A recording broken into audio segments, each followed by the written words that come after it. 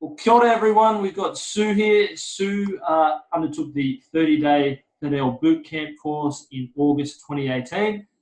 We're just catching up with Sue now to run through her thoughts, a few questions for her. I'm going to fire a few questions at her about her thoughts and experiences on the course. Kia ora, Sue. Kia ora, Grant. Lovely to have you here. So, Sue, for you, before you did the course, what were things like in your life in regards to Te Reo? Where were you at with Te Reo? Okay, so I turned 70 this year, and I thought now is the time. So at the beginning of the year, I started with Scotty Morrison's 𝐼𝐸, and I was working my way through methodically his very good series of workbooks. I was getting a bit stuck, and I was floundering a bit, so I then joined up with a weekly course with 𝐸𝐸 and 𝐒𝐭𝐚𝐫𝐢. So I did a couple of local once a week things. And I was beginning to realize I needed more than this. And I discovered you, Grant, on YouTube. And I'd watched quite a few of your videos, and I thought they were very clear and they made sense. And you're pretty cute anyway. So for an old 70-year-old, that's thrown you, hasn't it? Anyway. Thank you, sir. Thank you. So when I got the notice of the boot camp, I thought, oh, come on. Can an old lady make you blush? All right. So you talked about your boot camp, and I thought, yes, this will be what I need. It will push me into the next phase. So I thought, good, this will be very helpful. So that's where I was before the boot camp. Excellent. So you had a bit of you started at the start of the year, and you're starting on a bit of a journey, and got onto the YouTube videos, enjoyed the content there, and saw this as, I guess, another step up from the YouTube content. Yep. Cool. And so when you saw the course, there's obviously a point where you need to make a decision about whether you're going to do it or not. Were there any obstacles in the way for you that might have prevented you from doing the course? What were they, and how did you sort of get past them? You can always make an excuse. You can always have commitments. You can always have a reason why you can't do it. We all have 24 hours in the day. And if you want to do something, you merely rearrange your program, which is what I did. I wanted to do this, so any obstacles got rearranged. So no, it's just an excuse if you have a reason why you can't do it. You're not committed. So you had that commitment.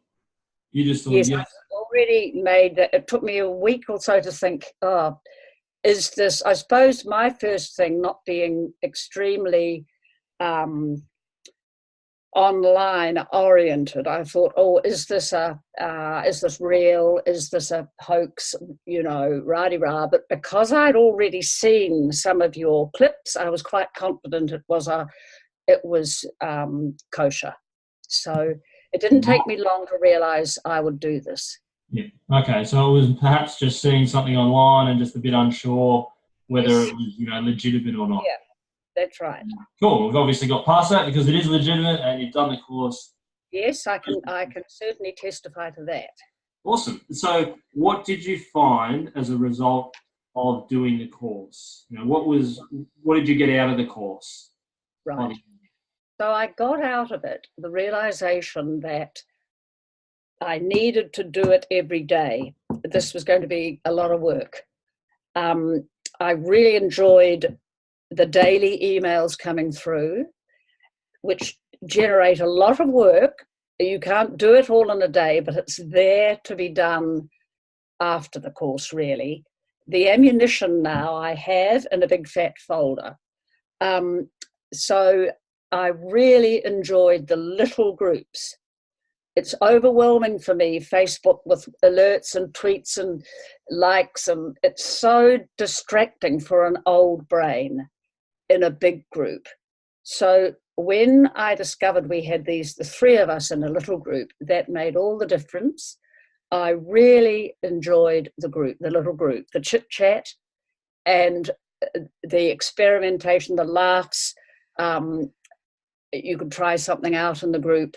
That really made a big difference. So we're talking about the result of the course. Yes. So I learned a lot about Facebook, a lot about making the little videos, making a fool of yourself. That was fun.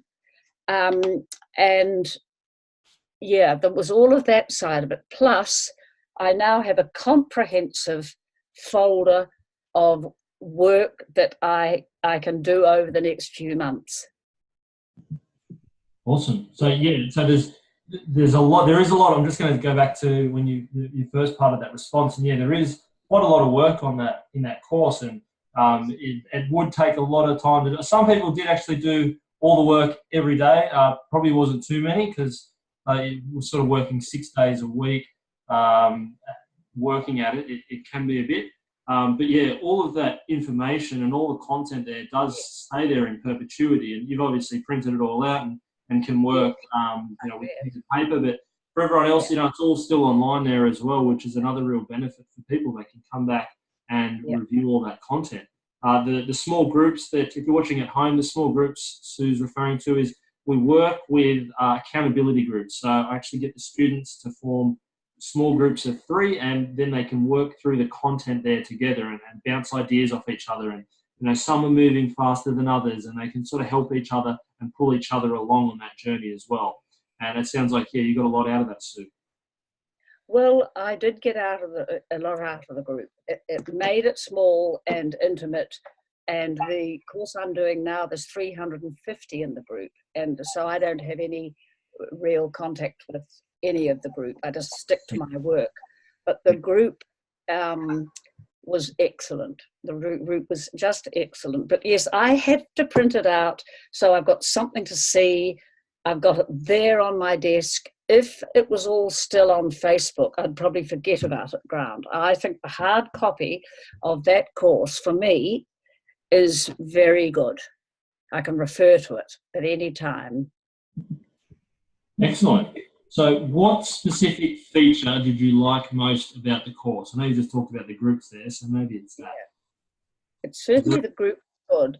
I think you make things very clear. You don't complicate things, and a lot of teachers do complicate it. It's not simple. I'm finding it very difficult. I'm 70. And it takes me a lot longer than everybody else, but you do simplify it, and I like that.